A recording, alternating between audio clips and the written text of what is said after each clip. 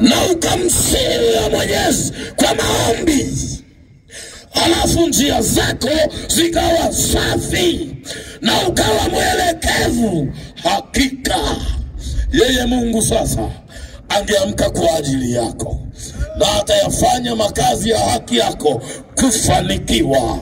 Tena ijapokuwa mwanzo wako ulikuwa ni mdogo, mwisho wako utaongezeka sana.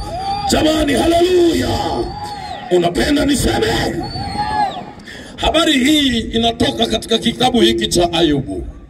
Kitabu hiki ni vitabu vya mashairi vilivyoandikwa kwa miaka ya zamani sana. Ni moja kati ya vitabu ambavyo ni nukuu ya ufunuo wa Roho Mtakatifu waliofunuliwa watumishi wa Mungu zamani. Inasadikika ni kitabu kilichoandikwa zamani, kati ya vitabu vya zamani vya Agano la Kale. Na wakati kinaandikwa, Roho Mtakatifu alikuwa akiwafunulia watu habari ya watu walioishi tangu zamani. Jamani, haleluya!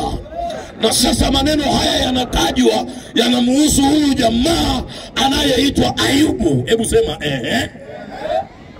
Huyu Ayubu huyu alikuwa ni mtu wa ajabu ambaye Mungu alijisifia yeye. Biblia inasema katika ile nchi ya Usi, Ayubu alikuwa na watoto wake 10, lakini alikuwa ni tajiri sana. Alikuwa na mali nyingi, mifugo mingi, na kila kitu ambacho kinamfaa tajiri. Lakini zaidi ya hayo, Shetani akapanda kutoka duniani akaenda angani. Alipopaa huko akakutana na Mungu. Mungu akamuuliza, umetoka wapi Shetani? Shetani akasema, nilikuwa huko duniani ninazunguka huko na huko katika hiyo dunia. Alafu Mungu akamuuliza, umemuona mtumishi wangu Ayubu? Jamani, haleluya!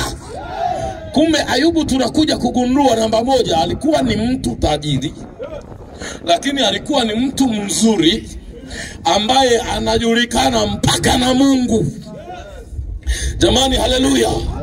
Alafu Mungu anaanza kumproud Ayubu. Anasema hivi, kwa sababu hakuna mtu mwema na bora kama Ayubu, mtu mcha Mungu na mtaua, aliyemcha Mungu na kuepukana na uovu.